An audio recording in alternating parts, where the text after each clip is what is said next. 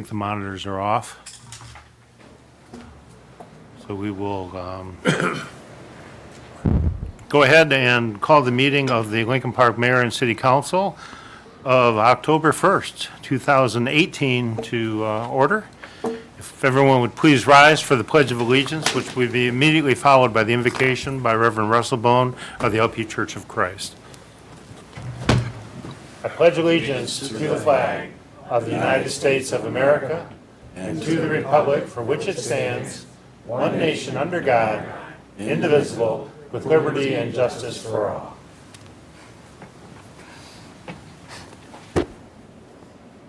Turn on the monitors. Our Father in heaven, we come to you this evening. We thank you, Father, for this gathering. We thank you for our city. Father, at a time when there's so much destruction and chaos in this country, we're grateful for a peaceful city. We're thankful, Father, for Chief Waters, Chief Martin, and their departments. We're grateful, Father, for our Public Works Department here, and we're grateful for them and their service to us. Father, we're praying also for those that serve us on the council here. We're grateful for them, Father, and we thank you, and we ask you to bless them for their time, as well as the mayor, city clerk, city attorney, our city manager. And Father, we're so grateful for the time that they put in and the hours of sacrifice that they show us that they're giving for our great community. Father, we ask your protection upon them, and we ask you, Father, to be evident in protecting them. We ask you to be with us tonight during this meeting, and we ask for your blessings on this fellowship. In Jesus' name we pray. Amen. Amen. Thank you, Reverend. We could have roll call, please. Councilperson Darzinski. Higgins. Here. Kelsey. Here. Murphy. Here. Parkinson. Here. Ross. Here. Mayor Carnes. Here. All right. Under Mayor's, bang my knee. Under Mayor's remarks, we have a very interesting event coming up this weekend, Saturday. It's going to be the zombie apocalypse. Something new with the Halloween theme that they're going to try, or we're going to try. It's going to have games on starting, I believe, at 10 or 10:30 in the morning. Something like pumpkin bowling and other things of that line. Then there will be a trunk or treat, which will be taking place in the parking lot. After that, there will be the Community Improvement Commission is putting on a campfire where they'll have s'mores, campfire songs, and other tales, ghost tales and such. After that, then there'll be food trucks and live music. And we're asking everybody that comes there to do their best zombie imitation, dress up, and take part in the fun. So we hope everybody comes down there. Another event that we have coming up is on the next Saturday, October 13th, at VFW Park, which is 977 Monte Road. They're going to have a tree planting, and volunteers are needed for that. And in just a few hours, you can make a difference that may last decades. And join us on Saturday, October 13th, as we plant 19 trees in Lincoln Park. And it's Relief Michigan, a nonprofit tree organization, is partnering with the City of Lincoln Park and DTE Energy Foundation to increase the tree canopy and provide shade in VFW Park. So please come out there. That begins at 8:45 in the morning and goes till 12 p.m. And with that, Jeff, would you come on up and talk about the upcoming events at the museum? Thank you very much, Mayor and Council.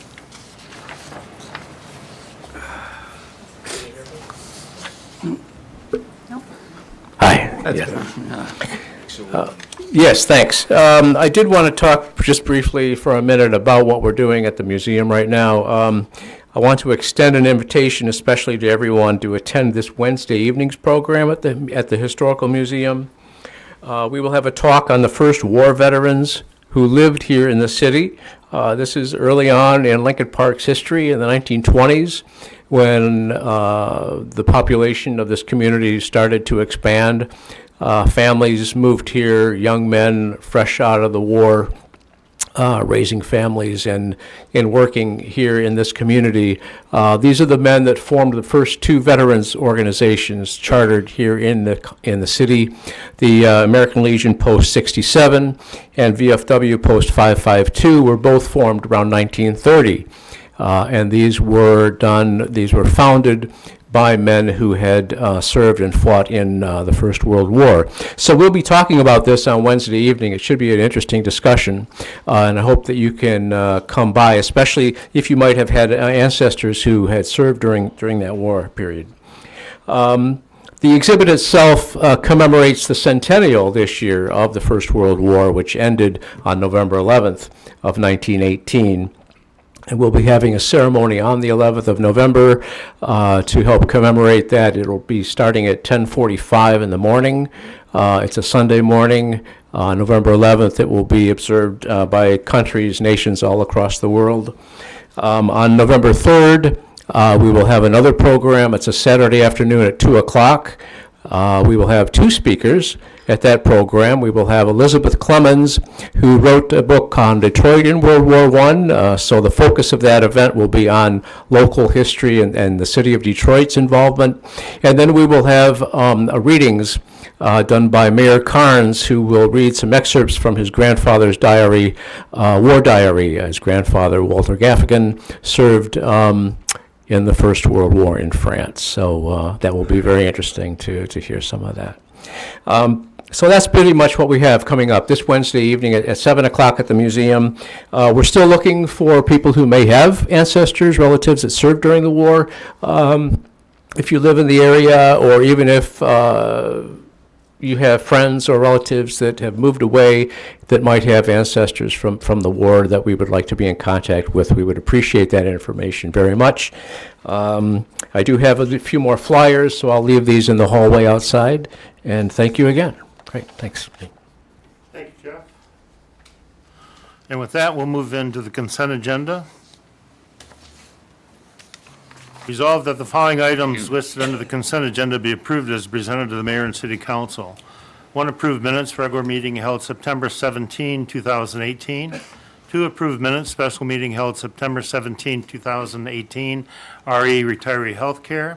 3, accept minutes, study session held September 17, 2018, RE Food Trucks. 4, reappoint Michael Barragan, Parks and Recreation Commission. 5, approve participation in the residential rehab program. So moved. Support. Okay. Discussion? Clerk, call the roll. Council President Murphy? Yes. Councilpersons Higgins? Yes. Darzinski? Yes. Kelsey? Yes. Ross? Yes. Mayor Carnes? Yes. Parkinson? Yes. We'll get them all in. That's yours.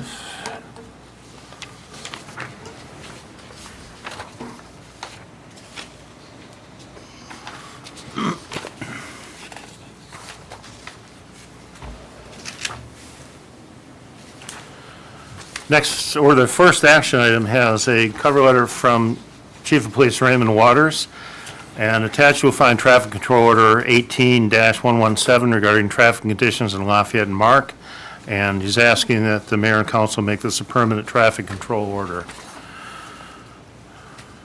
So the traffic control order is in accordance with Ordinance 84602 as amended. We made an investigation of traffic conditions on northbound Lafayette at Mark and southbound Lafayette at Mark. And as a result of said investigation, hereby direct that stop sign be placed northbound Lafayette at Mark, stop sign be placed southbound Lafayette at Mark. So the resolution is resolved that traffic control order number 18-117, permanently placing stop signs on northbound Lafayette at Mark and southbound Lafayette at Mark, be approved per the recommendation of the police department. So move. Support.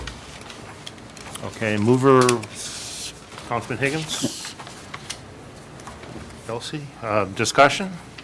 Yeah, question, could you delve into more than this about what happened? I mean, did you get a request from a resident, or was there a problem there, or? Yes. Well, there was a concern over the crossing area for the kids going to the junior high school. Okay. And this location is directly in front of the entrance of the school.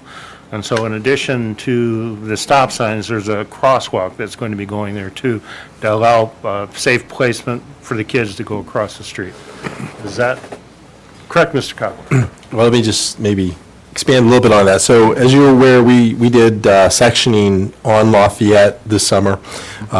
During that project, we were also working on the intersections for the sidewalks. And we were looking at how there were a number of crossing points for children to walk, or anybody to walk across Lafayette, and to actually install a crosswalk, according to the MDOT manual, you have to have a stop sign. And so we hadn't provided those at any of those intersections where there was potentially a crosswalk, and the area that was kind of designated as a crosswalk, again, was kind of mid-block and not at an intersection. So we decided to try to clean that up as much as possible and just have one crossing that would be close to where the kids normally would cross anyways. And again, to comply with the MDOT standards, we had to put the stop signs in. Okay, thank you. Further discussion? Clerk, call the roll. Councilperson Higgins? Yes. Kelsey? Yes. Darzinski? Yes. Murphy? Yes. Parkinson? Yes. Ross? Yes. Mayor Carnes? Yes.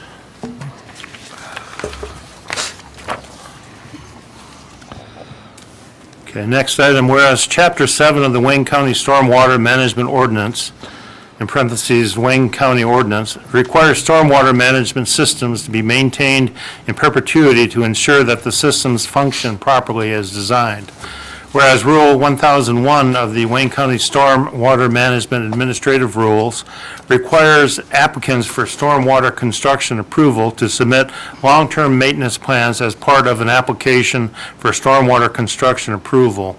And whereas Sonic has applied to the Wayne County Department of Public Services for a stormwater construction approval with respect to a project named Sonic located at 3745 Dix Highway, City of Lincoln Park, Michigan, 48146. And whereas developer's application for stormwater construction approval has been assigned permit review number 18-204, and whereas developer submitted a plan to the county and City of Lincoln Park entitled Long-Term Maintenance Plan for Stormwater Management System at Sonic located at 3745 Dix Highway, City of Lincoln Park, Michigan, 48146, for the long-term maintenance of stormwater management system at the project pursuant to Rule 1001, which plan has been tentatively approved by the county pending issuance of this resolution and has been accepted by the City of Lincoln Park. Whereas the City of Lincoln Park has agreed to assume jurisdiction and accept responsibility for long-term maintenance of stormwater management system at the project in perpetuity.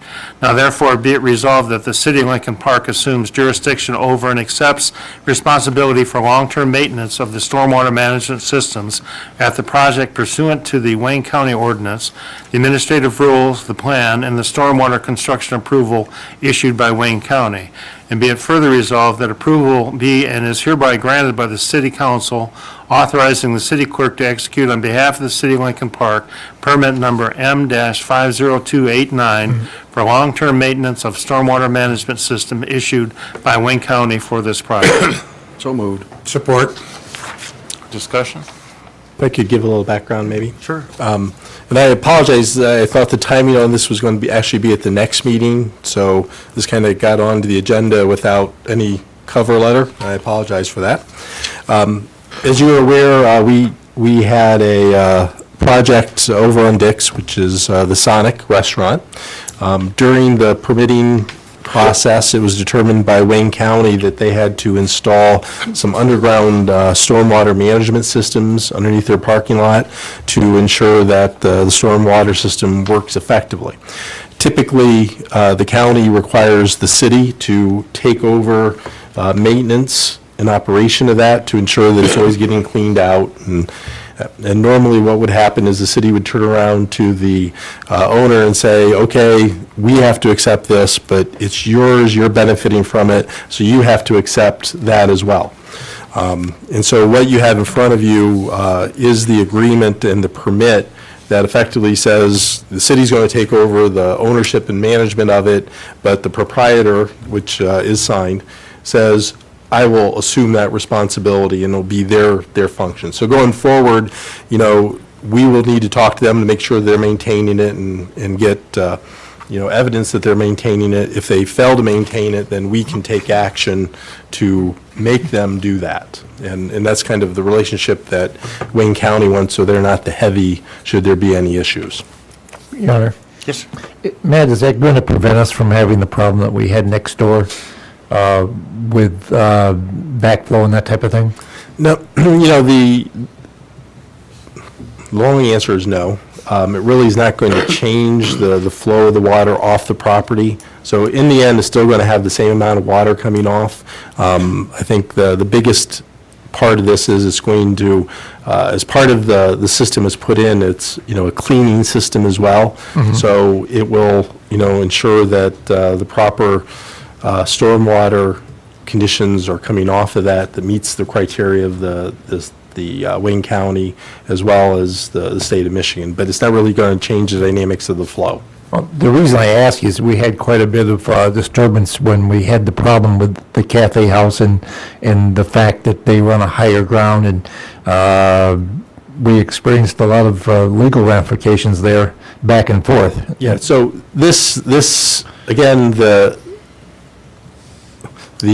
flow of the stormwater should be going into the stormwater system, not into the sanitary system.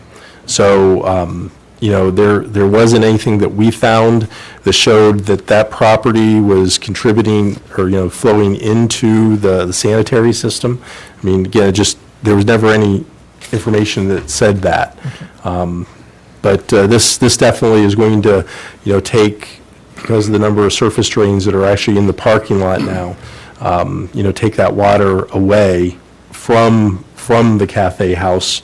But again, we never found that connection that there was stormwater coming off of this property into the Cafe House. Through the chair. My question's on the property that going the other way would be on the corner. I know there's been problems, people wanting to build there before and then they didn't for this very same reason. Will this affect that property as well? Do you mean because of stormwater runoff? Yeah. Or because they'd have to put in the same type of retention? At the same time of retention? So we are working, as I think some of you might know, we are working to finalize the ability of the city to manage our stormwater ordinance rather than have the county do it.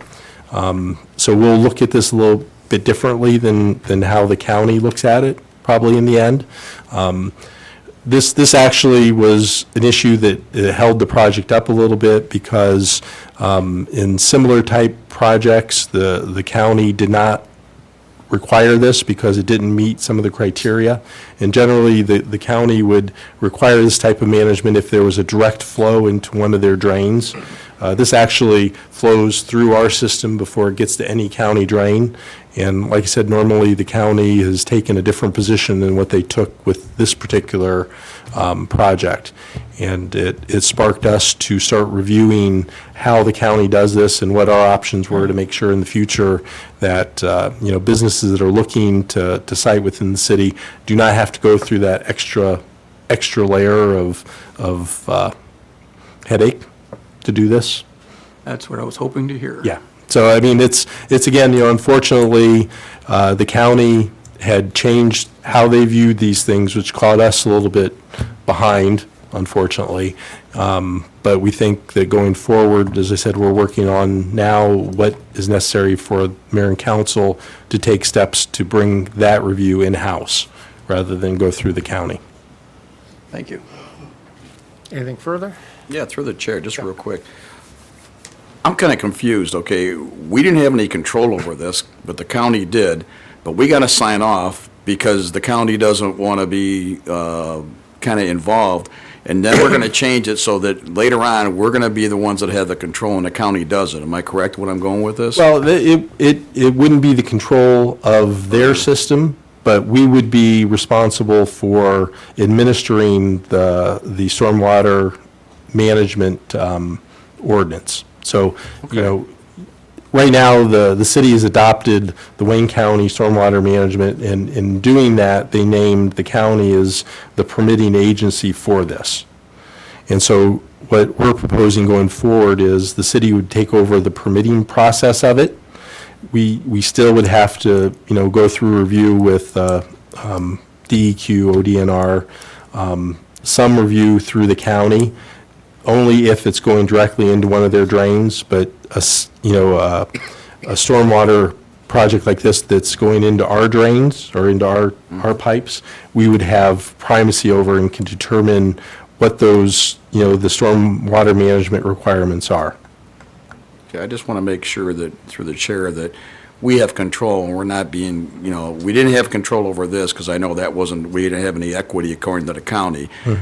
All I'm saying is I hope that if we go the other way and the ordinance is done in-house and all that stuff, that we have more control, because if the county's going to still keep pulling the strings, then why would we even go through this? I mean, even though I understand everything you said, but I'm just saying, based upon how the county has been with control issues over the communities in the past and currently over this one, that's all I'm at. That if we do go through that, we make sure that we have more, if we're going to be responsible, I want control. That's the bottom line. And I understand what you're saying, it goes through ours before it goes through there, but even though you said that, they still held this up and said you have to get the permit through us, and we require certain things or we're not going to play ball.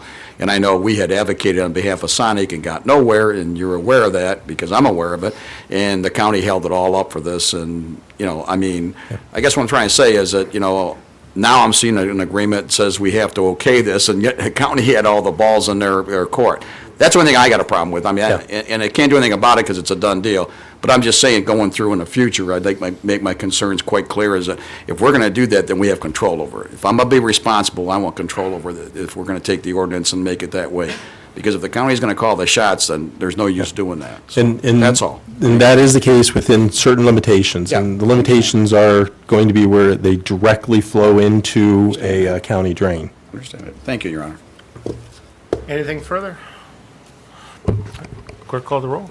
Councilperson Higgins? Yes. Parkinson? Yes. Darzinski? Yes. Kelsey? Yes. Murphy? Yes. Ross? Yes. Mayor Kearns? Yes. Next item has a cover letter from Doreen Christian, Director of the Office of Community Planning and Development. And it is to execute the fiscal year 2019 SMART contract. In background, the yearly, the city enters into an agreement with SMART for municipal credit and community credit. These credits are used to offset the cost of the DCC bus driver, SMART tickets, and taxi tokens available to senior-aged residents and the administrative staff that runs these programs. So resolved that the mayor is authorized to sign the fiscal year 2019 municipal credit and community credit contract with SMART. Also move, Your Honor. Question. So, Your Honor, this is a result of the millage we had with SMART as far as the credits that are given out. In other words, the millage was passed for SMART, so now they're actually giving us a little bit of that money back. Is that? That I don't know, but Doreen, can you comment on that?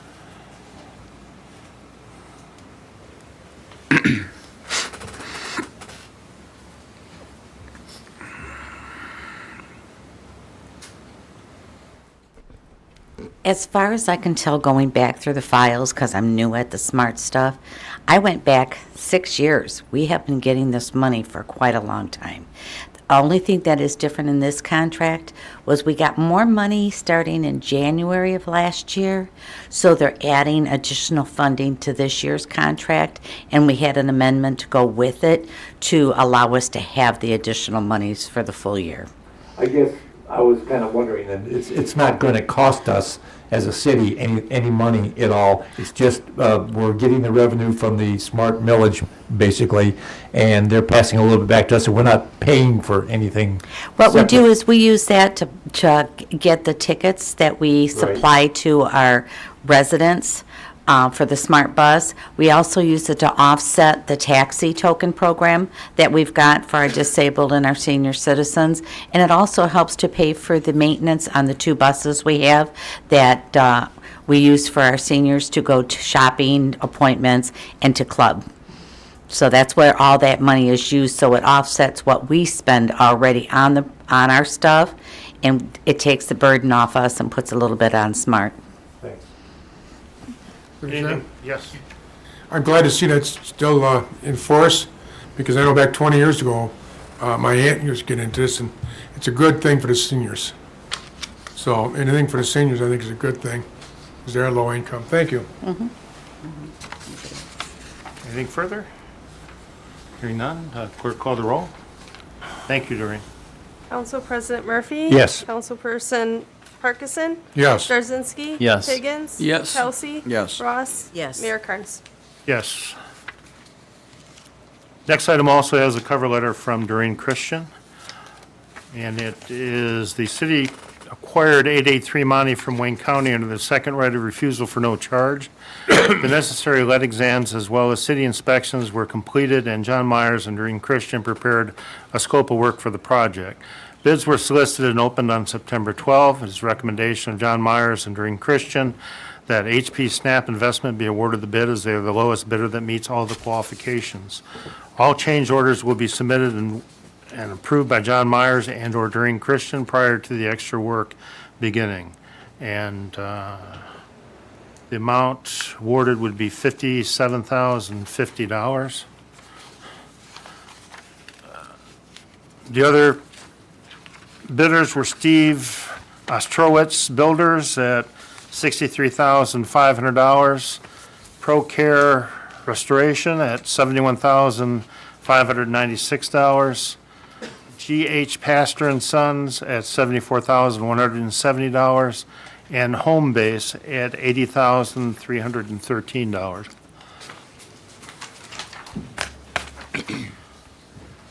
So resolved that HP Snap Investment be awarded the bid for 883 Monty renovations in the amount of $57,050, as they are the lowest bid that meets all qualifications. Funds to come from account number 24939-721 HIP. Be it further resolved that Doreen Christian, CDBG Director, is authorized to sign all necessary documents. Support. Councilman Ross and Kelsey. Discussion? Clerk, call the roll. Councilperson Ross? Yes. Kelsey? Yes. Darzinski? Yes. Higgins? Yes. Murphy? Yes. Parkinson? Yes. Mayor Carnes? Yes.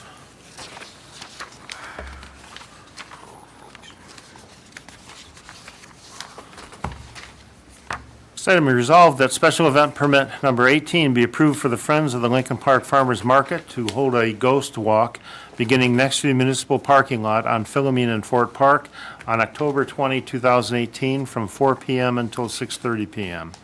An application fee paid. I'll move on this. Support. Support. Discussion? Through the chair, I believe the time is 6:30 to 9 p.m. I only got what's on the, Yeah, that's what mine says too. Well, I know because I'm working at the museum that night, so. what they did is they took the time for the setup at 4 p.m. to 6:30 p.m., and the event is 6:30 p.m. to 9 p.m. And then cleanup is 9 to 11. So the event itself is 6:30 p.m. to 9 p.m.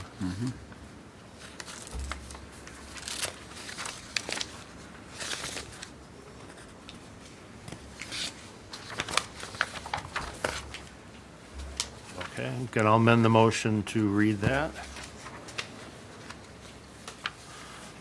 Is there further discussion?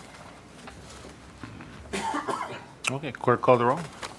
Mayor Carnes? Yes. Councilperson Higgins? Yes. Darzinski? Yes. Kelsey? Yes. Murphy? Yes. Parkinson? Yes. Ross? Yes. Next item is resolved that special event number 19 be approved for Jackie Matinee to conduct a craft show at the Lincoln Park Temple Hall, 1561 Southfield, on October 28, 2018, from 1 p.m. to 6 p.m. So moved. Support. Okay. Discussion? Clerk, call the roll. Councilperson Kelsey? Yes. Higgins? Yes. Brzezinski? Yes. Murphy? Yes. Parkinson? Yes. Ross? Yes. Mayor Kearns? Yes.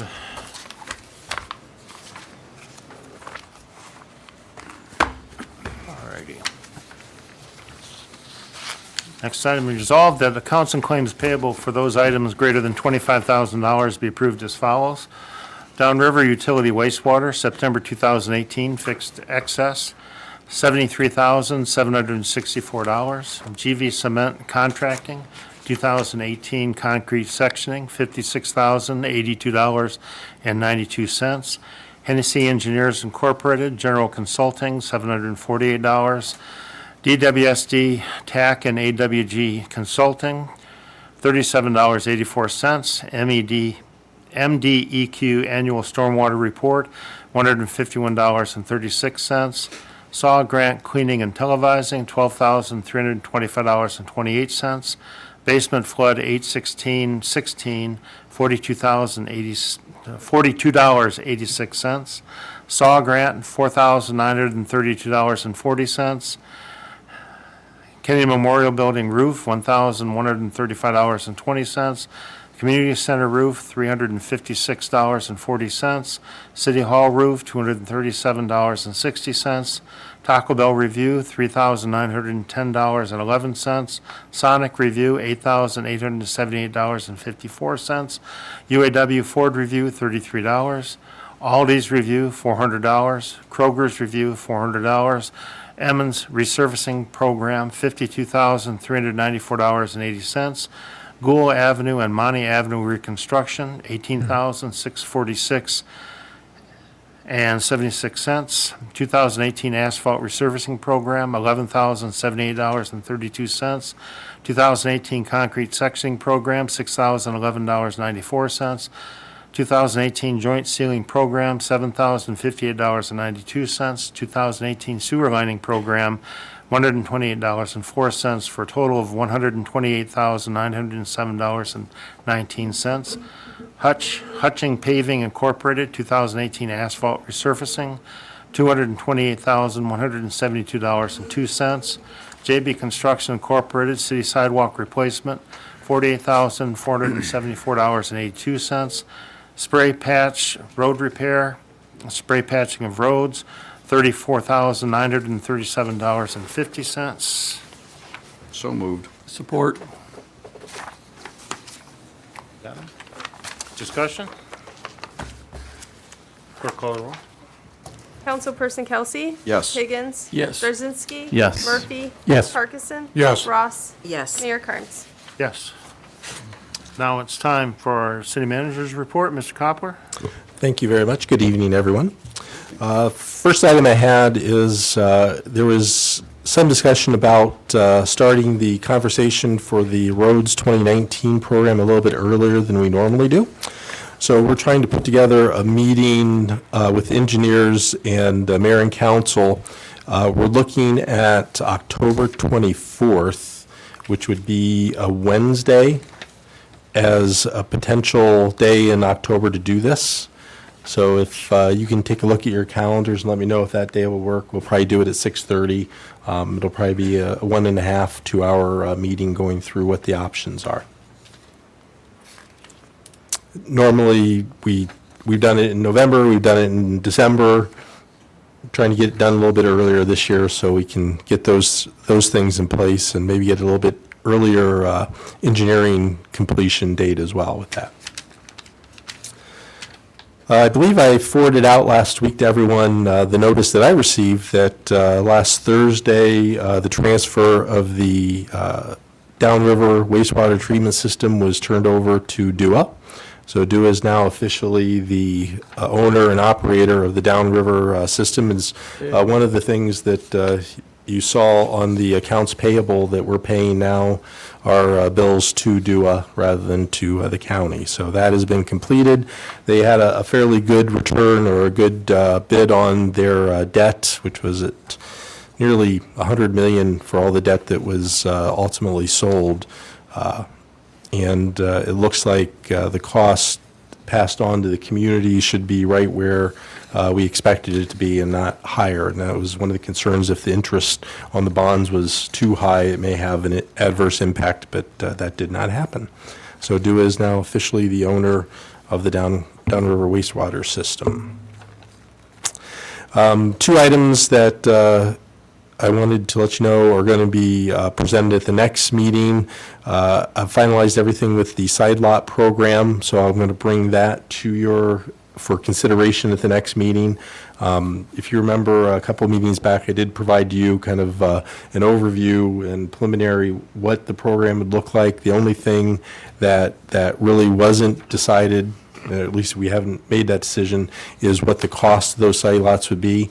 I'm actually finalizing what a recommendation would be, and I'll give you a couple different options so that night you can make an amendment to whatever it is we present and decide what that ultimate cost would be.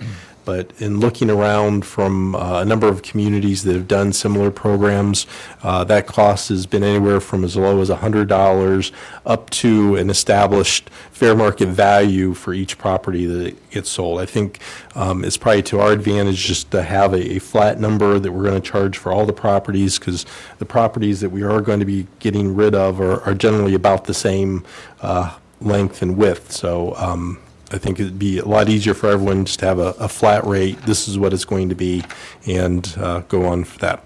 The other resolution, which is actually an ordinance or change in ordinance, will be for the business license for the signs. I'm finalizing that, and that will be in your packet for consideration in the next meeting.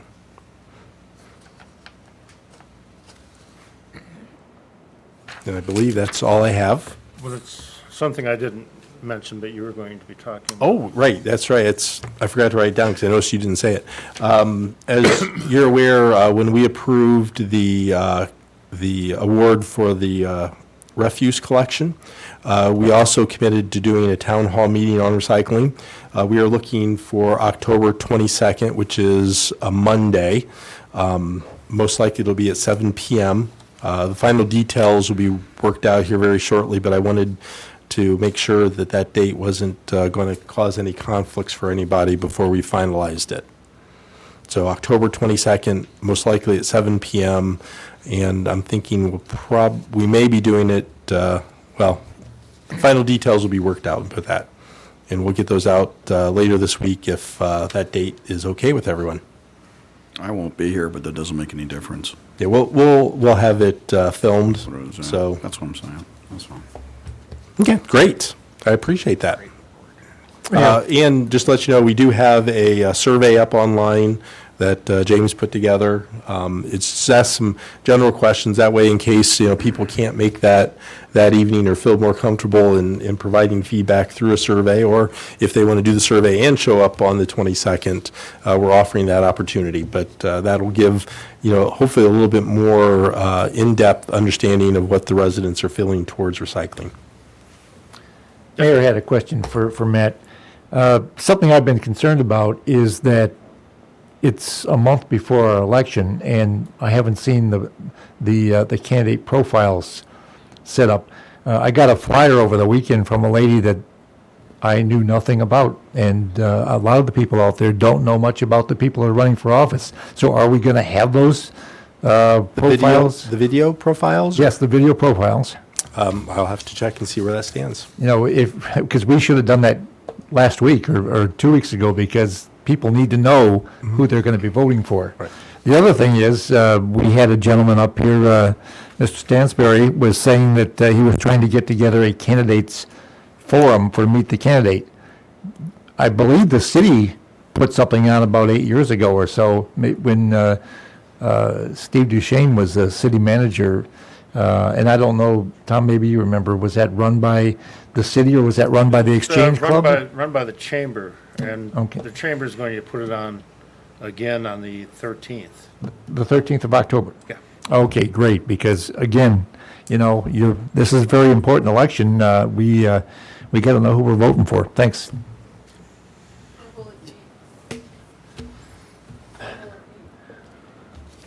It's at the senior Can't take building? things from the audience right now. But it's in the evening. Do you have the time that it's? I don't have the time, but I know it is at the senior building. It's, Through the chair, Yes, go ahead. got it. are there invitations going out? I mean, I know the chamber is working on that. I okay. mean, I was just brought into that today, so I know that they're working on that. Chamber has a new executive director that's probably been in place about a week, and he's trying to put this together. So I just know that it's out there and that it's arranged to be that day. Yes, sir. Can we make sure that we advertise this on the city services here? Because again, people, a lot of times things happen and people don't know about it. So this is something that's real important. Absolutely. Anything further for the city manager? Just through the chair, the invitations already went out for the chamber's candidate night, because I got one about 2 weeks ago and I responded to it. So just let everybody know they've already started to go out. So if you didn't get one, then they need to get your name to make sure that they send it to you. And I believe it's in the, at night on I think it's from 6 to something, I think, at the senior room of the band shell on a Saturday. That's the 13th, just so, and that's in the flyer of the invitation I got. It tells you about that. Question for the city manager. You were going to send us something on the BC pizza issue that was discussed, and you said you'd update us on the outcome, and is that, Forthcoming this week. Okay, all right, okay, all right. 6 to 9. Okay, anything further? All right, then we'll move on to our department head report. And we have Lisa Griggs from our finance director. Lisa? Good evening. Invitation.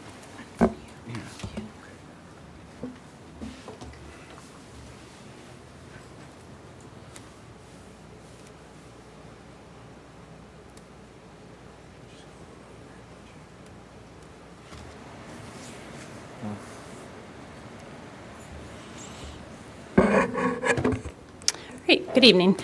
I'm going to start by doing a brief overview of the city finances, just to touch on it very lightly tonight.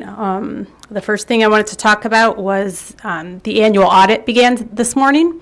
So the auditors will be out for about 3 to 4 weeks. In the final budget amendment that was brought to council last month, the projection for contribution to fund balance is about $505,000. That is only an estimate pending the outcome of the annual audit. So once that's complete, we'll have the final numbers for you, and when the audit's presented to you, usually in December. Just to kind of touch on that and give you an idea of where we're at with our fund balance. If you look back at this chart in 2013, that was the first year we had a deficit. And then the following year in 2014, that deficit grew to over $700,000, and that was when the emergency manager was brought in. Since that point in time, we've done quite well. The biggest year in 2016, we had a large contribution to fund balance, and we were able to start growing that again. This year, with the estimated $505,000, that would bring us to $4.4 million. That's just under our goal of the 20% target fund balance, which is the city adopted policy.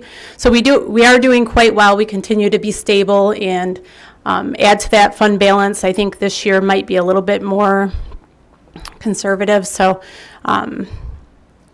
just with the tax base starting to grow, that is helpful. But some of our large revenue items have kind of started to bottom out. So as expenditures, on the expenditure side, we've done quite well with the overtime, keeping that in line. But those things all come into play with our contribution to fund balance. Hopefully this year we will have another positive contribution. Right now the budget is balanced. And then with that being said, the new general fund budget for this year is $23.7 million. And we have just finished the first quarter of the fiscal year.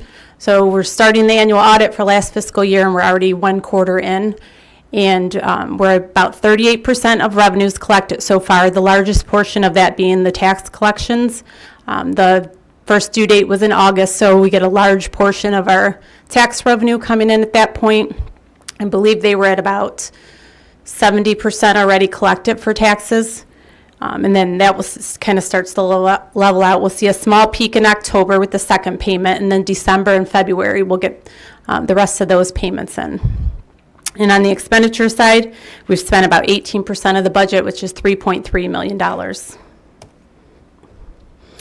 Each time I do a report, I'm trying to give you kind of a little bit of a look into some of the funds that, we're always focusing on the general fund.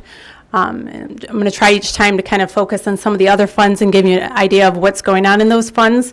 So I was going to talk about the General Capital Fund. This was established in 2016-17 fiscal year with the idea of putting funds aside to help us target those items that we've neglected for quite a long time, such as our city vehicles and our city buildings, and address some of those items that have really we've kind of let go over the years and not put the funding aside. So we've got a large list of items we need to address in the coming future. So some of the items we've done over the last 2 years, we've purchased new vehicles for the Department of Public Services. We've upgraded some of the heating and air conditioning units throughout city buildings. We've done some door replacements at the band shell and the community center. Those are quite costly doors. Some of them are steel, others are glass, and they're not cheap fixes. So we usually have to try and plan ahead for those types of items. We've also renovated the men's restroom in City Hall, and we've put a new roof on the police department, partially funded by the Troubled City Grant. We're also replacing the roof at some of the other city buildings. We've painted and done some miscellaneous renovations at the band shell, and we're currently in the process of purchasing a new animal shelter. For the current fiscal year, we have about $180,000 set aside, and those items we're targeting this fiscal year are the replacement of the City Hall roof, which should be occurring here shortly. We're continuing the city sidewalk replacement program, and then we've got $30,000 set aside for other miscellaneous items that come up, such as heating, air conditioning, windows, those sorts of things that pop up throughout the year. Moving on to the city technology, I'm going to talk about some of the things we've done and some of the items that we're going to address in the current fiscal year and future fiscal years. So we have upgraded the City Hall servers. We've upgraded our wireless point-to-point between the City Hall, Police Department, and Fire Department. We've updated all email accounts to Office 365, and we've replaced nearly all of the computers in City Hall, the Fire Department, and DPS and the band shell. In the current fiscal year, we're looking at adding fiber connections between the Police Department, Fire Department, and City Hall. Our IT company is currently working on that project. As one of the items that I talk about here is our switches, so they're looking at that as part of that project to see how that plays. Our current switches may not be able to accommodate or may not do what we really want them and need them to do. We're also looking at upgrading the Wi-Fi here in City Hall and adding to some of our outbuildings. Our connection here, for if you're in certain parts of the building, you don't always get a great Wi-Fi connection. For example, in the blue room when we're doing presentations on the large screen in there, sometimes it cuts out, making it difficult. So we're going to upgrade those items and possibly tap into the wireless connection we have throughout this city already, which was brought in as part of the meter project. We're also working with our IT provider to assess our phone system. We have a lot of outages, not only at City Hall, but the outbuildings, actually more so at the outbuildings, where our phone lines will go down periodically, and we're having to constantly reset them. So our IT provider is reaching out to our phone company, and they're going to try and see exactly what's going on with that and how we need to fix that going forward. And then we've been expanding the use of tablets throughout the city. We've been using it in the water department for roughly a year now, and so that's worked really nice. They're able to, when they're out doing work orders, checking meters at homes and those sorts of things, they can actually plug the data right in on the tablet, and then it's uploaded into our system here at City Hall. So some good technology to use, and makes when the clerks are going to do the work orders each day, they don't have to worry about, plugging all of the information. It's already there. If somebody calls and they want to know what's going on, it's all right there. It's uploaded into the system, and it's been good. So we're also expanding that out into the building department and code enforcement. Talking about the technology, one of the things that council approved in the recent months was the purchase of a new time and attendance software as well as electronic time clocks. We've purchased that software now, and we started our training for the administrative staff last week. And we had 2 days of training for that, and next week we'll have 2 days of training for the department heads. So they'll start learning how to use that and how they're going to view their employees on there and approve leave time and timesheets, and it's going to be really nice. It's a lot of change, I think, for some of the departments, but it's going to be really good going forward. And we'll be able to build that data as we go, as far as job tracking and of course, leave tracking. We do that electronically now, but now the departments will be able to see it. Right now, they have to call our department if they want to see how much leave time somebody has, talking about vacation, sick, those sorts of things. Now, the department head will be able to view it right on the screen. Once this is implemented, it'll also reduce the manual inputting of timesheets. So DPS fills out those paper timesheets. Those are all going to be done electronically in the coming months, and they will import directly into our payroll system. So it's going to cut out all of that manual processing, all of that paper going back and forth, and it'll import right in, and it'll help reduce the ability or the potential for errors. In the water office, we continue to push the ACH program. From the last time I reported in June, we had about 48 citizens enrolled. Right now we're up to 113. It's a very small number when you look at the total of 15,000 accounts, but it's good to see that it's starting to grow, and we have that message on the water bill, and we're trying to get the word out there to get residents to sign up for that.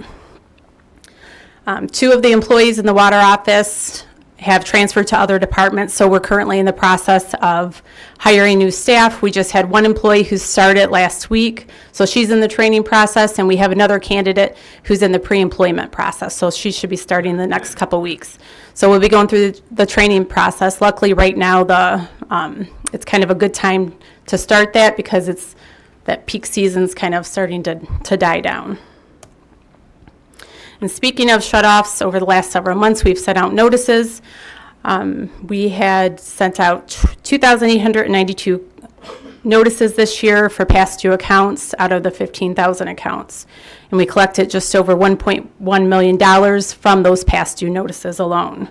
The charts there, what I was trying to show was the total amount of past due notices is about 19% of the total accounts, and from those, only 1% were actually shut off, and some of those are vacancies. So overall, most residents do end up entering into some type of payment plan or paying the balance in full. So we have a very small amount overall that we actually shut off. And then I kind of looked at the 2-year comparison, which I was actually surprised when I looked at the data that we actually sent out more notices this year. It's kind of hard to see on this chart because they're so close, but last year we sent out 2,590, so we sent about 300 more notices this year. We have tried to do a better job of collecting past due balances. So I was actually surprised to see that it had actually climbed a little bit. However, the total balance that was past due had gone down. Last year it was 1.2 million. This year it was 1.1 million that was past due. And we shut off about 40 more properties this year than we did last year. So we're continuing to try and build on that data so we can analyze it going forward, as well as with the transfer to tax notices. Just to kind of see what we can do to improve in the department and, of course, help the citizens out. We're trying to be more, we're trying to give them more options out there, referring them to the RAP program and any of the other programs that are available to make those those known to them and not just kind of shutting the door on them. And, you know, if we can't help them, trying to give them somebody who can. Some of the upcoming items are the budget process for next year will be beginning very shortly. We will be beginning with the capital improvement program. So as we do that, we'll start to phase into the rest of the budget. We hope to get that started within the next month. And then some of the items that we'll be working on in the finance department are the annual reports with the Department of Treasury. Some of these are the annual F-65 report, which is kind of a general overview of finances for the city, and that's what they use a lot for a lot of their data. We have to report based on their categories that they put out there. The Act 51 report, employee certifications, so we have to certify to the state that we are in compliance as far as whether we're charging 20% for employee health care or if we fall under. So there's like 3 different certifications that we have to do. One is for Act 51 and one is for general revenue sharing. And then we have the annual Citizens Guide and Revenue Sharing certification that we have to do each year. And in order to be in compliance and receive not only our revenue sharing, but our Act 51 funds, we do have to file these reports as well as filing our annual audit. And one other item that I wanted to kind of briefly talk about with you is the state of Michigan recently, I think it was last year, they put out notice that all municipalities have to conform to the new state chart of accounts. And so when you receive those reports that we send out every month that shows the city's finances and police department spent this much, you know, and then there's all of these numbers in there, we now have to change a good large portion of our account numbers to conform and meet with what the state is saying. So all municipalities across the state will have the same account numbers. We have until June 30th of next year to get that done. Our software provider has put out notice that they are going to help the communities do this, so they're going to help us transition because we have, you know, thousands of accounts that we're going to have to potentially change. So they're going to help us do that and switch all of the data over, and hopefully the transition goes well. So after the audit's complete, that's one of the first things that we'll be working on is getting that so that we are in compliance. So when you see reports in the future, they may be looking a little bit different, and we will put notice out, and we'll be working with the departments as those changes occur as well. And that is all I have. Thank you, Lisa. Charlie? Questions from council? Yes, Yes, sir. before you leave, Lisa, you talked about the water shutoffs and the water meters. I'm just wondering, how are we doing with those water meters and the flagging of excessive uses and that type of thing? Is that up and working any better now than it was? Depends which day it is. We did recently have one of the towers that had to have, actually 2 of the towers had to have electricity added to them. One of them is, the electricity has been adding. The other one, they're still waiting on DTE to give them permission, I believe it is. Car School was one that was down. Luckily, we're able to go out and do drive-bys, so the water department has helped us out with that. They'll take the laptop out and they can pick up the majority of the reads that we can't get here in City Hall, but we do continue to have some issues with that. Well, more than the actual reading, what I was concerned about is we have people that are getting excessive bills, 3 and 4 times as much as they would usually have. I'm concerned that when we got the system in, we were supposed to have a flag on such a happening. In other words, if somebody was using more than they were ever using before, we would get a notification on that, and we could tell the citizen, you got a problem here. And we do that. Staff will go through, and when they're doing the billing, they get reports that flag accounts that have excessive usage as well as maybe zero usage or abnormally low usage. So they will send letters out to residents and try to communicate with them to get it so that we can send our serviceman out to the home and see what's going on. Okay, thanks. You're welcome. Through the chair, Yes, sir. only because I'm such a technology geek. The tablets that are being used in the water department, are these like a standard tablet, or are they those more durable, like tough book tablets? We have, the water department right now is using a Surface Pro. Okay. Some of the other departments are using different type tablets, but that's what they're using. Well, thank you, Lisa. If you'd hang in the area through citizen communications, so Will that do. in case they have a question. And we will then move to citizen communications. Good evening, Mayor and Council. Richard Kudrak. It's already been mentioned, but the November general election is critically important, not only to Lincoln Park, but to the state and to the country. And I'm sorry, but I still have concerns about the city clerk's office. We don't have a city clerk at the moment, so trying to be ahead of you folks in what you're going to do next, I want to see how does a city replace a city clerk? According to charter, if a vacancy occurs in any other elective office, the council shall appoint an eligible person to fill such vacancy until the next biannual city election. Does the city have any intention to appoint a city clerk in advance of the November general election? That was a question, please. That's still under discussion. I believe that that will happen before the election. Okay, I was concerned about that. I think it would be, under the Home Rule City Act, I think it would be appropriate to, if you're going to appoint someone, it should be a neutral third party. I think it would be grossly unfair to either of the candidates for city clerk to nominate one of them as the city clerk until the November general election. Because basically, whoever is not appointed as the city clerk is running against an incumbent who is appointed, not elected. So that was my concern there.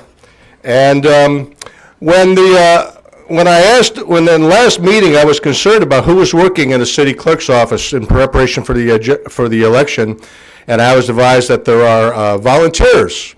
I found out today that one of the volunteers is the retired deputy city clerk, which this has nothing to do with truthfulness or honesty or anything, but that's awful awkward to me. Did the city not have any other options other than to bring in a retired deputy clerk who's also a candidate for city clerk in the next election to assist in the city clerk's office? Did you have any other options? Can you touch on that, Ms. Copper? You know, we are doing what we can with what we have to get this taken care of. Well, I would think at the county level or the state level, there should have been some other assistance available other than what you did. Thank you so much.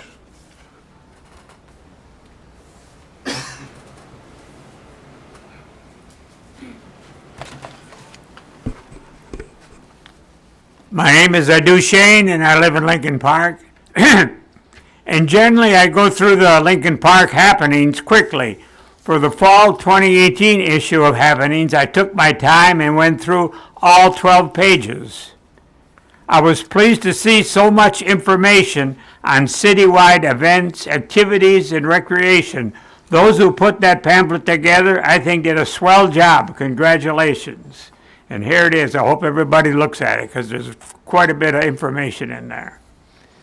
In August, a citizen asked if our city is on schedule for checking our fire hydrants and how often. I'm still waiting for an answer. Does the city get a written report from DTE on why some of the parts of the city lost its electrical power? We heard at a council meeting someone cut a tree down, and I guess it landed on some electrical wires. Not too much detail. Does the city have a detailed how large a part of the city was affected by that electrical failure? That was quite a few months ago, I guess. To understand that, I think that the police department had a report from them because they were checking to see if there were criminal charges to be filed in that, but they ended up not. Yeah, well, I think it was brought up that the citizen was wondering every time we lose our electrical power, that Edison makes a written report to the city, you know, why somebody, either was the wind or a branch maybe fell on the wires or somebody ran into a utility pole. Does the city get any kind of information continually about I that? haven't seen anything from that. Mr. Copper, have you seen? Not very detailed. If there's something that our contact with DTE is aware of, they'll let us know in advance or, at the time it's happening. Most of the time, it's us reaching out to DTE to find out what's going on. But in terms of written report, we don't get those. Okay, thank you. And don't forget to bring your scrap newspaper to the bins on Cleophas behind the library. Thank you.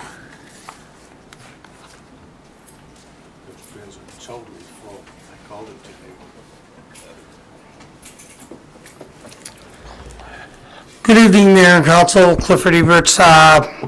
Just wanted to say with the last rainfall that we had, went over, checked the creek, checked the outflows and everything. Everything seemed to be working good, but at Council Point, as fast as it was coming out, it was washing right back up onto the shore. And then I drove around to the Harrison Bridge and noticed that there was quite a big dam of logs and garbage and debris. So for you Lincoln Park residents, please watch what you're doing with your garbage. Keep it contained so it doesn't blow over to the creek, because there was a big dam and the water was coming over the bridge. I went down and spoke with John Kazoo the other day, and we had a nice chat about that, and he got somebody on that, so hopefully that got resolved. The other thing I wanted to find out through the chair, Matt, did you get any more information about in front of my house, Charter Street there, where the 4 maples were? Were they gonna finally do something so they stop pushing up the street? Because now it's starting to flood when it rains and it's pushing up the street even more. DPS was to go out there and take a look at it. I haven't gotten any written report on that. Okay, because that street's starting to come up, and I'd like to get those done before they make a hazard for houses or, pushing the street up, so thank you.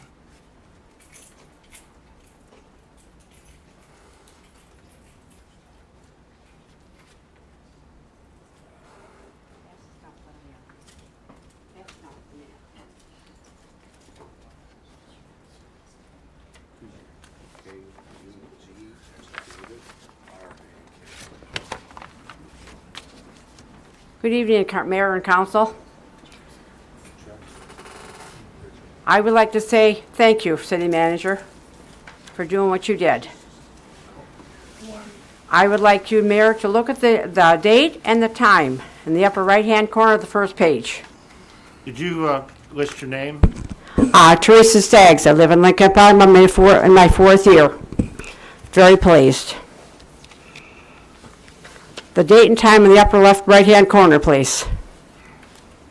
Where are you going? I'm not going to review a police report at this time. Okay, it says 6/20/2017, 12:15 p.m. The last page, it is June 25th, 2017, 9:50 a.m. departure. The legwork I had to do was really unnecessary. I've been welcomed back to no end by members, but my big concern is about the officer that was not allowed to put in writing what I told him and what I showed him. How many other people in Lincoln Park are being treated the same way? And how many times has that officer has not been able to do his job? That is my big concern. Thank you. The legwork I've had to do was unbelievable. But you know what? We can't quit. We should not quit. How many people I've talked to in Lincoln Park here, and they shared me with their concerns. How many people told me they saw me on the council meeting and I spoke up. So how many people are you going to hear from? Are we going to hear from? I've tried to talk. I've tried to talk. How many people I tried to talk to when I come back from Texas after the 21st? I got pushed aside, pushed aside, pushed aside. And you know what? Should never happen. when I had to end up going to that city manager with the information I was given, and we flat things stopped. Because now that senior center is a beautiful place to be. I go 4 days a week now, I help out. We go down and enjoy ourselves, we laugh like little kids. We start at 9:30 in the morning and leave at 1:30 in the afternoon. You couldn't ask for a better senior center. All because I had to go to him, and he went to her. And we put a stop to a lot of nonsense. And so we should not have to go that far. Because that person has harassed so many people. I never once dreamed he'd assault me. Or assault anybody. But you know what? I'm not going to quit. And we should not quit. So if we got to keep speaking up, it's me too. It's me too. Life is short. Let's enjoy it. Thank you.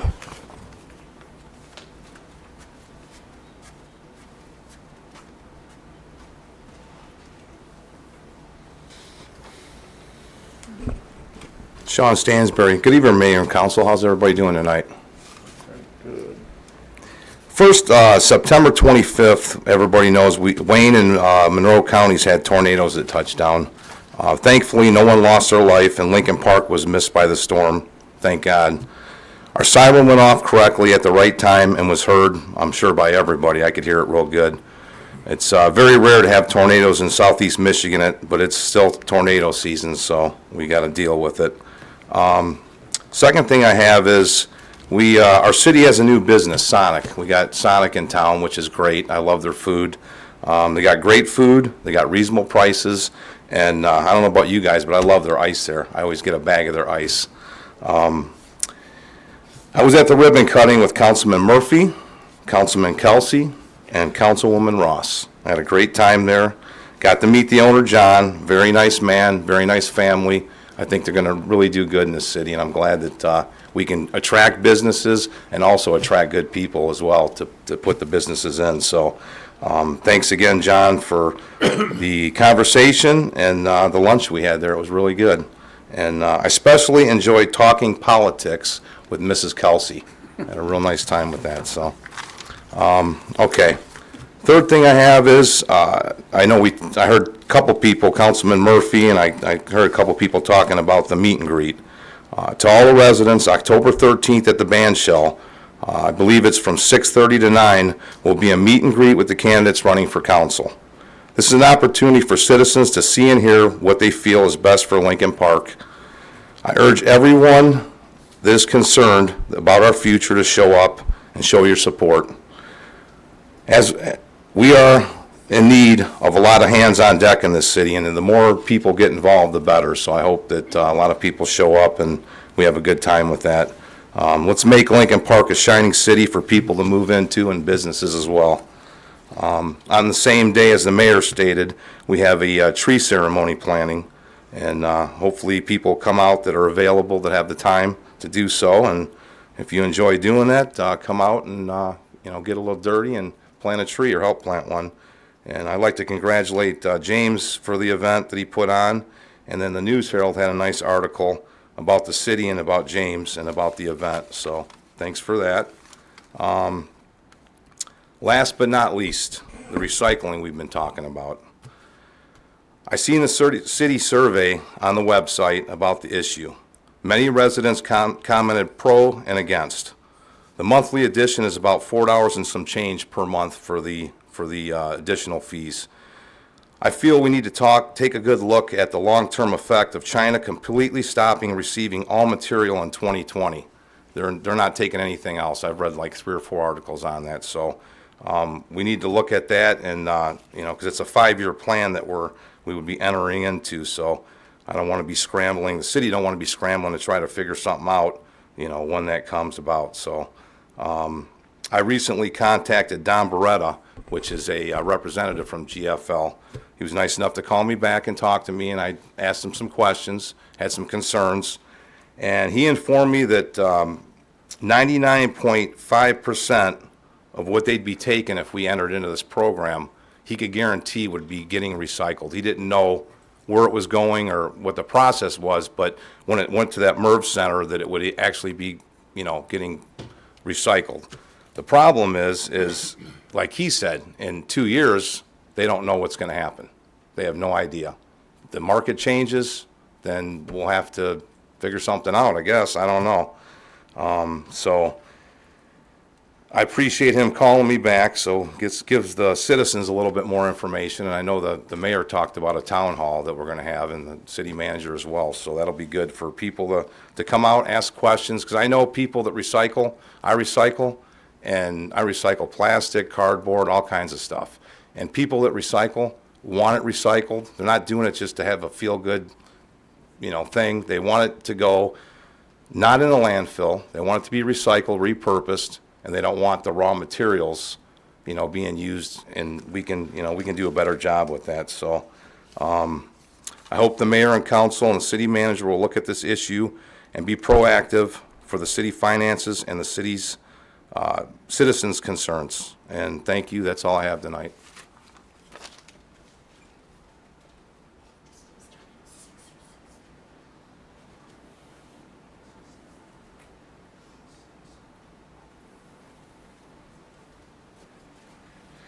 Ron Bajani, been living in the city my whole life.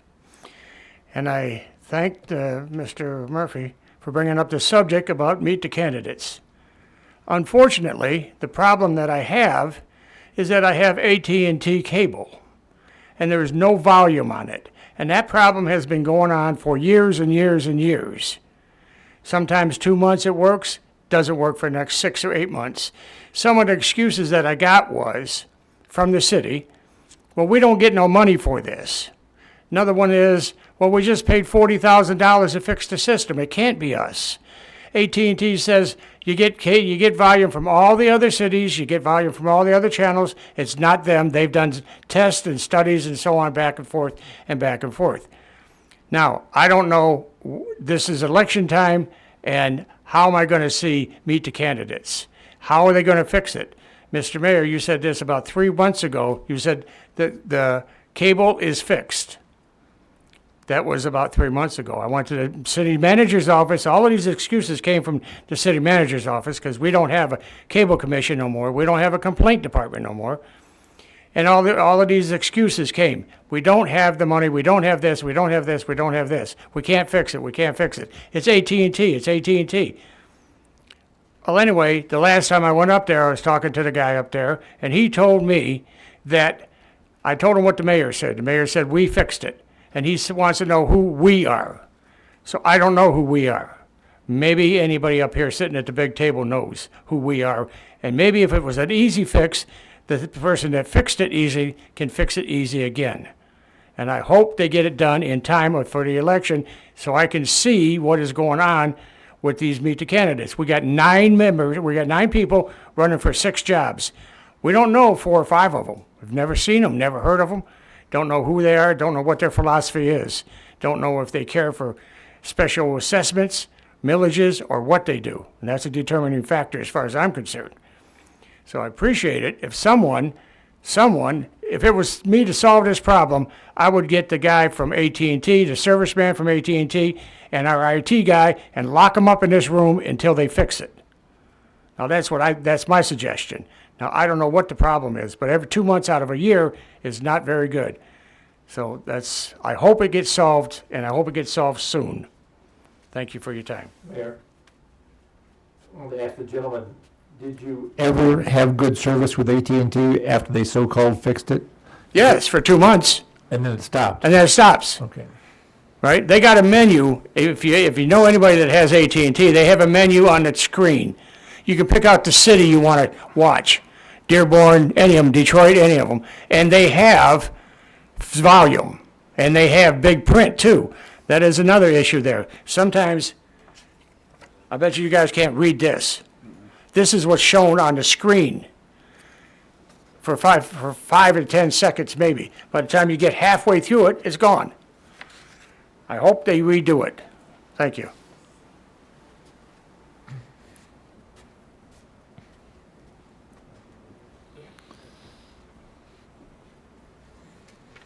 Good evening, Joyce Murray. So we did repost the recycling survey onto the Residents of Lincoln Park Facebook page. That has just about 100 comments on it. People who have taken the survey or plan on taking it. Comments range anywhere from, no, we don't want it, it's a waste of money because China's not taking it, to yes, we want it, hopefully it'll go somewhere, to people that are just undecided because they don't know. Suggestions were out there of just, they'd be happy with a recycling bin somewhere at DPS or something, but open further than 5 o'clock because most people work 8 to 5. So if we were to consider that, please consider the accessibility of a recycling bin if that's in the mix. Also, some suggestions were take the money that you would be spending on the recycling, pull it together from all the citizens and fix some roads because roads are a bigger issue. I would be willing to do that. Take $5 a month from me. Here you go. Some other issues that were brought up were there were recently some animals running around loose and people didn't know where to send them because I know we're kind of in limbo right now. Do we have a place at the moment until our shelter is done of where to send it? Still with City of Taylor. Still with the City of Taylor. Okay, perfect. Thank you. And then I did this time hear the sirens go off when we had the storms, so that was a good thing. But I think I couldn't tell if it was Lincoln Park or Wyandotte because I'm on the border. So where exactly are the sirens in the city located? I know we've talked about Hoover School, but I'm assuming there's at least 1 or 2 more within the city. The exact placement I don't have. Ms. Copper, do you know? Hoover School. Yep. And one right on top of this building. Okay, so there's 2 in the city. Yep. Okay. And there's a third one on Rupp School. No, there's only 2 active. There's only 2 active? Yep. Should there be 2 or should there be 3? Like thinking about like safety of the city, is 2 enough? No, there should be more. There should be more. But that's what we All we have at got. the present time. Okay. All right, perfect.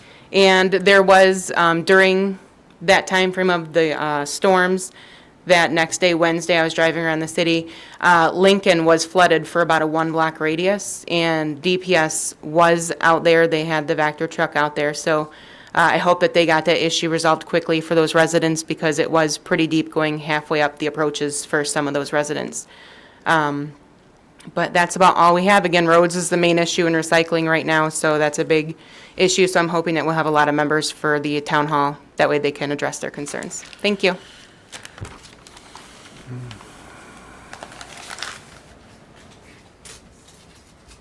Okay, seeing no one else coming up, we'll move on to oral reports of the mayor and council. We have Council President Murphy. Thank you, Your Honor. As Sean Stansberry announced a little bit earlier, I had the honor of doing the ribbon cutting for the new Sonic restaurant in Lincoln Park, which is across from Myers.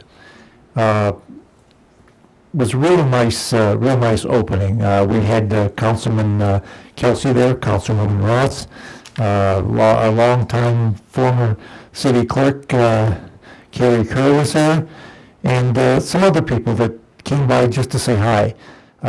One of the things that impressed me most about the Sonic opening, outside of the fact that we have another new restaurant in the city of Lincoln Park, is I talked to the owner after the ceremony, and he told me how impressed he was with the city of Lincoln Park and the people that helped him get things going to have that restaurant there. He said he had never had so much cooperation in his life setting up restaurants as he did with the city of Lincoln Park. So, you know, in the past, Lincoln Park kind of had a reputation for being anti-business in a way. It was so good to hear from this new owner of this new business that he was getting all the cooperation we could possibly give, and I hope that continues, because with that kind of cooperation, we can bring more business into Lincoln Park and make it thrive a little bit better for everybody. It'll be a nicer place for all of us to live in, and it'll also increase our tax base and keep our local resident taxes down. So, Your Honor, had a real nice time over there, and I just hope everything works out because it's a nice, clean-looking restaurant. They gave us a sample of their food over there, which was very good. The first time I had been to a Sonic restaurant, because I don't frequent too much of a place where the Sonics are. I guess the only other location around here is in Southgate, so I'm glad we have one in Lincoln Park. Thank you. Dearborn has one too, okay. That's all I have, Your Honor. Thank you, sir. Councilman Higgins. Thank you, Your Honor. I'd like to thank the DPS. They've done a great job. They've been working with the schools. There's been a problem with our sewer system going into the board office, and they've had some technical problems. They got together with the schools, and they have done a great job taking care of it, and thank you for all the hard work that went into it. It got very complicated, and they did a great job. The Lincoln Park Presbyterian Church has asked me to announce that they have a their fall fair will be this coming weekend on Saturday. Come out and enjoy. They have their annual car show. They have food and all the things you would expect in a church festival. I'd like everybody to, we had the museum here earlier tonight talking about several of their events that are coming up. And if you've never had a chance to go to the museum, please take the time to go there. They're open on Wednesdays and Saturdays. It is a true gem of the city that they just don't get enough people in there to see what really is there. And with that in mind, the hands of the city have turned the annual penny drop on New Year's Eve into a fundraiser for them. So set your plans now. Stevie Ray Vaughan Tribute Band, New Year's Eve, and we will be at the VFW, who is helping us out. And come out, have a good time. I will have, as of now, I have tickets. Councilman Dzerzhinsky has tickets, and there will be tickets available at the museum. Please come out and have a good time. And that's really all for this evening. Thank you, Your Honor. Thanks, sir. Councilman Kelsey. Thank you, Your Honor. Just a couple things. First of all, I had the pleasure, as every year I know most of us do, to go to the Rotary's Sportsman Banquet. They have it at the Lincoln Park High School cafeteria, and they honor sports people that have been in Lincoln Park and moved on to bigger and better things, either through the colleges or universities and that. They bring them back to honor them for their accomplishments that they had as a Lincoln Park resident athlete. Our own city manager is the Rotary president, and they put that on. He did a nice job, him and George Cretu and that. Even if his beard looks a little rough, he still did a nice job. But they had a nice, and the mayor's been there before also. They did a real nice job, and I think it's a real shining example. A lot of people in this city don't realize is how sports-oriented this city has been over the years. They have the athletes from the 60s and sometimes even earlier and later.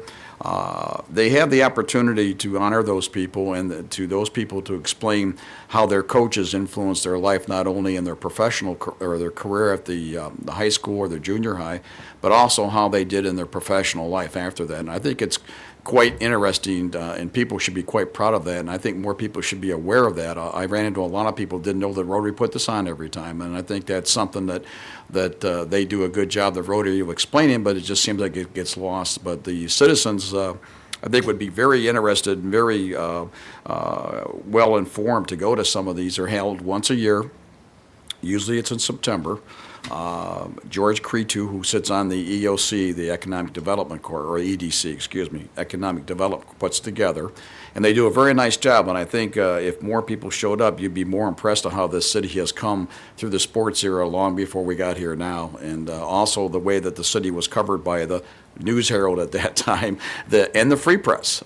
And I think that the Rotary does that, and they do a real good job, and I'm really impressed. And I think more residents should be aware of that, maybe participate, to get a little history of the city and where it's been in the sports field.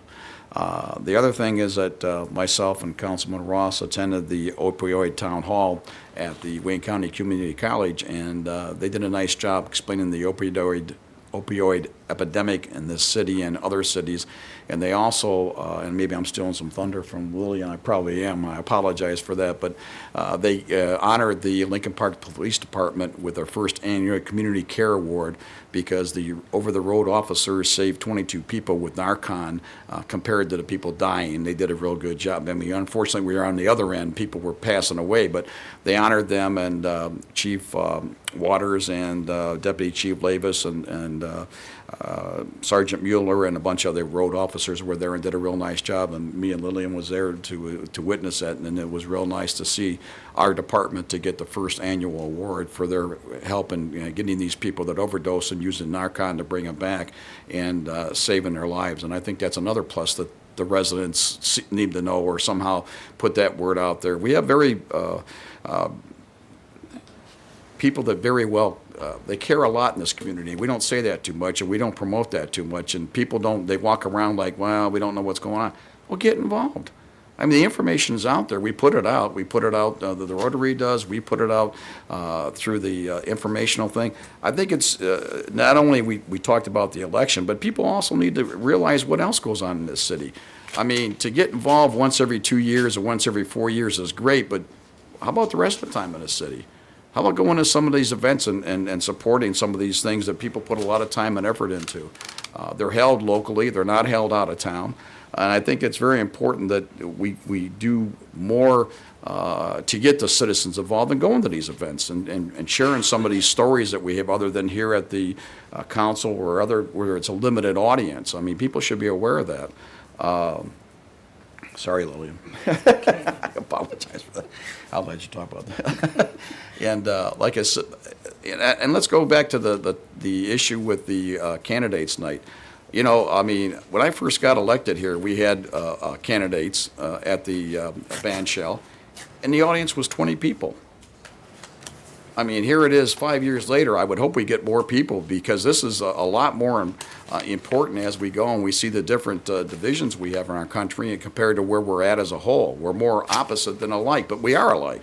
And I think if you have more people come down to the candidates night, not only can you listen to the candidates, but you can get involved. I mean, that's the whole part of democracy. It's not for some person to tell you their story and leave away. It's for you to get involved. Know who the people are running. Know the candidates. Know what they stand for. Talk to them more than a 2 minute on the podium. And I'm going on, but I think it's very passionate to me because too many times in this country we complain about the process, and as a politician I go in front of the, and I'm not the only one, I go in front of the polling places and I see, 100 out of 500 people come there. I see when I go to the different functions, very few people, the audience, the same people. I mean, I don't care who's looking at home, but it's the same people in the audience that take time out of their time to actually physically drive down here, which is, again, within the city of Lincoln Park. I think, if anything, people need to start getting more involved in a lot of different functions of the city to understand it's more than a few things, that there's a lot, the museum, Jeff Day, I mean, I can go on, but people need to at least come out and participate because there's, 38,000 people in this city? Where are they all at? They sure as ain't around where I'm going, and I do definitely, as most of the councilmen people know, and get around a lot of functions. And I think I would like to see more people come out. And the reason I say that is because make your own mind up of what goes on. Come out and see different things. Decide whether it's good or bad, or see the people that put it on. I mean, too many people, somebody say, well, you don't do this, you don't do that. You go to 10 of the functions, you don't see anybody. I mean, if nobody's doing nothing, they're sure at 10, you're only at 1 or not 1, okay? And I think, like I said before, is at least get involved. And I'll leave you with that, is that if you don't do it, somebody else is going to drive the agenda. And if you want to be driven, that's fine, but I'd rather be in the driver's seat. Thank you. Thanks, sir. Councilman Darzinski? Thank you, Your Honor. That's a great dovetail for me into what I want to talk about tonight. What Larry and what Mr. Duchesne was commenting on. I'll come back to it, but yeah, if you read the Lincoln Park happenings and pay attention to just what's on LPTV and all the posters that go up on Facebook, there's a lot going on in the city. If the average young family partook of every single event in the city, you wouldn't be able to do them all, because some weekends we got 2-3 things going on. You know, you could argue that maybe 10 years ago, you know, that there wasn't a lot going on in some months. every single month now, with the possible exception of January, but even January, we got Jack Frost now. There's a lot going on in this town, folks. Get out of the house and partake. So, starting tomorrow with Town Hall 3, rated PG, at least until my economic presentation starts. So I honestly thought that was going to get a bigger laugh. I really did. I worked on that joke for 3 seconds. Tuesday, October 2nd, 7 p.m. at the Icarus Hall, 1677 Ford Street, 7 p.m. I'll be giving an economic presentation on where the economy is, where we're going, and then we're going to have a Q&A session, and then we're going to break down right into workshops and put together a list of strong recommendations on what should be considered for the future of the police and fire pension portfolio, and submit that to the Police and Fire Review Board. One gentle reminder, this is not a complaint session, this is a workshop. If you're showing up tomorrow, I've now talked about this for 4 months. And there's been 3 press releases. And there's been ad nauseum Facebook postings. So you've had plenty of time to put together a well-researched idea and be ready for the workshop. So the Icarus Hall holds about 70 people. So let's make Steve Martin's day and put 71 in there. That's an inside joke. He's the fire chief. He knows 71 people. Okay. Hands of the City of Lincoln Park planning meeting. Sunday, October 14th, 5 p.m., VFW Post 552. That's at the corner of Monty and Fort Street. That's 1125 Fort Street. We'll be officially voting on board members to kind of formalize our volunteer group. This is just a way of everybody that has a board member position will also have the responsibilities that go along with that position. Hands of the City of Lincoln Park now oversees 6 events throughout the year.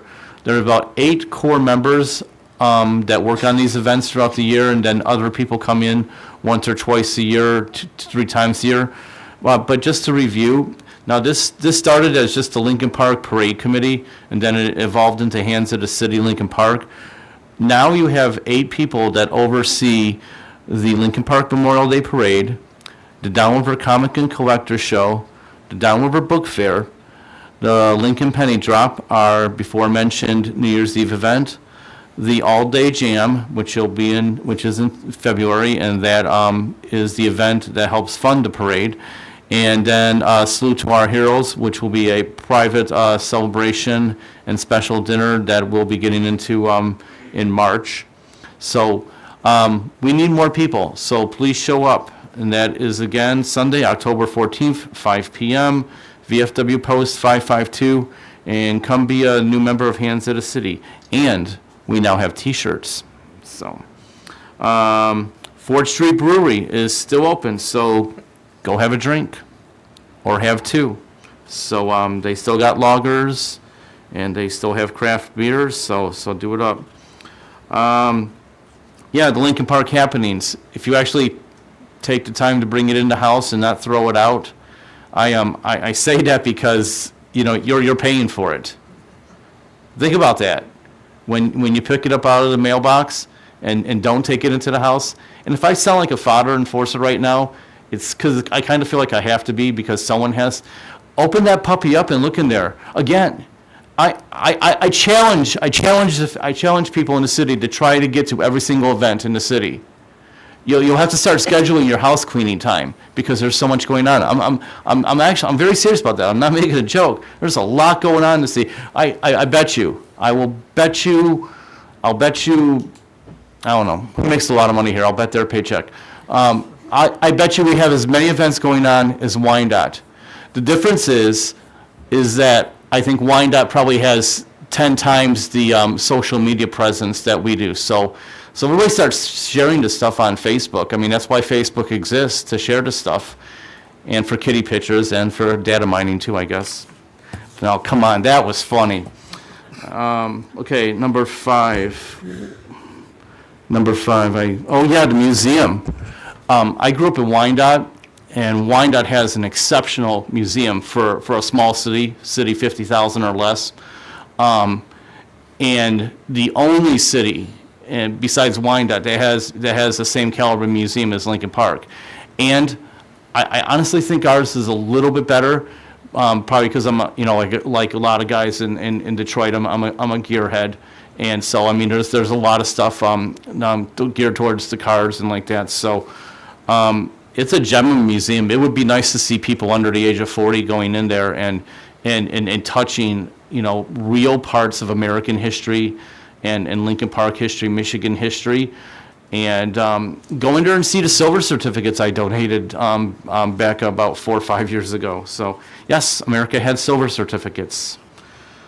Number 6, the police department. There's never a way to say thank you enough. There's never time to say thank you enough. There's never enough people that can say thank you enough. But I saw that Community Care Award, and how fitting that it goes to our police force, since there's 48 of them, and 48 police officers to secure a city like this. I mean, they run every day, saving lives, doing things that you can't even imagine. I mean, that's what keeps a community from being chaos, is a police force that really cares. So my eternal thank yous. And I mean that on a lot of different levels, because I haven't touched on this in a while. So a little history here. My mom used to live in the Lincoln Park Towers for 10 years, from I think 88. I'm having a senior moment myself. 88 to 98. Yeah, before I had to put her into a nursing home, and she suffered from mental illness and multiple personality disorder, for those of you who might be familiar with schizophrenia. And I cannot tell you how many times the police officers had to pick her up on the streets and take her back to the apartment, or call me, and we'd have to get her hospitalization. So when I say thank you for the police, it's not just this arbitrary, empty platitude. It's a real personal thing, because the police in this town have personally touched my life and my family's life. And so my thank yous are eternal. And on that happy note, I will remind everybody that these are your tickets to attend a Lincoln Penny Drop and the Stevie Ray Vaughan Tribute Band. So that's a top-notch band, and we're going to have a really great event. Thank you, Mayor. Thanks, sir. Councilman Parkinson. Thank you, Your Honor. I was glad to see the new business Sonic in town. We've been waiting for one. I'd like to welcome them to the city, and I think they're doing real well. The sirens, I thought I heard it go off, but I wasn't sure. I live quite a bit of ways away from it. And Councilman Kelsey, I called him, and he told me, yes, it did go off, so I'm glad to hear that. But I think we should find more money to get more sirens. I think that if we go to emergency management, they used to give grants for this. So we should look into it. I think the emergency manager position is the fire chief. So we might want to discuss that with him. I talked to DPS along with Councilman Kelsey at our meeting, and the flooding is down drastically on the streets in the city, because it's all been taken care of. And I did run into the one on Lincoln the other day, and while I was there, the Vector showed up. So there's a city truck there waiting, so I assume they called it in and get the truck right out there. And Mr. Kelsey was talking about the turnouts. We've never had a good turnout, all the way around, the city, state. But I was watching something, I don't know if it was a news program or what, they predict a large turnout this year. Well, they predicted large turnouts before. So let's hope that maybe there's a lot more people to come out and vote this time, because it's very important for you to get out and vote. Thank you. Thanks, sir. Councilwoman Ross. Thank you. Well, like Councilman Kelsey said, we attended the Reality of Recovery, where our Lincoln Park Police Department was honored with their Community Cares Care Hero Award. I think this is the best part of this job, is just being there to support our departments when something good like this happens. It was nice to be there. It made me very proud to be there when they got this award. Because I had no idea that we actually had the most deaths at one time from addiction, and then to turn it around and have the most saves was amazing. So I was very proud of that, and we should be very proud of our police officers, because I think Chief said that just about every one of them have had a save. I also want to welcome our newest police officer on the last Public Safety Commission meeting. We had a officer, what would you call that? Just a new officer? Sworn in, yes. Sworn in, thank you. And I believe his name was Mandernack? Tom Mandernack. Tom Mandernack. So welcome to him. And then I just have, on Saturday, November the 3rd, keep this in mind as you're cleaning up for the fall, there is a household hazardous waste collection at the Wayne County Community College, the Taylor campus on North Line Road. Again, that's Saturday, November 3rd from 8 to 2, and that's for the household hazardous waste collection. November 3rd, yeah. Thank you. That's all, Your Honor. Excuse me, Your Honor, I forgot something here. I've talked to DPS. Leaf season's coming. Do not put your leaves in the street. They're going to be issuing tickets this year. It overwhelms the system and clogs the sewers. So please, pick up your leaves and put them in the bags. Thank you. So I'll echo what the councilman said in reference to that. Everybody wants their streets clean. They want the sewers to work properly. That's the main thing towards that. Keep the leaves out of the street, please. Sonic coming in. The main person behind that is Giles Tucker, who is our EDC and DDA director. It was his idea. He went out looking for them, and he was the foremost person that is responsible for bringing that in and facilitating the process all the way through that. So I think that's a kudos to him. It's a nice fit for the city of Lincoln Park, I believe, and thank you to the council president for filling in to me. I was up north goofing off. Probably should have been back here, but that's the case. It just wasn't happening.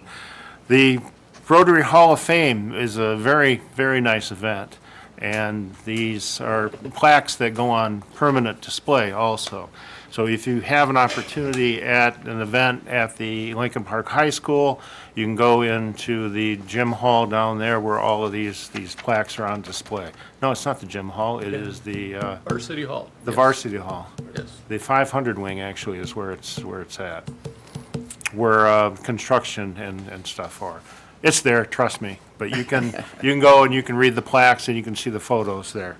And then lastly, there was a mailing that went out for a candidate for an office for city clerk. What happened in reference to this, there was a leadership team that was identified, and in the process of that, you make it seem like it's an endorsement for that particular candidate. And I can't speak for others, but as for mayor, I did not authorize my photo to be used or me to be part of the leadership team. So it's not appropriate to talk about campaign things here, but since this was a mailer that went out to everyone's home and timeliness is a factor, I just say that it did not receive my endorsement. So with that, I will entertain a motion to adjourn. Support. No discussion, so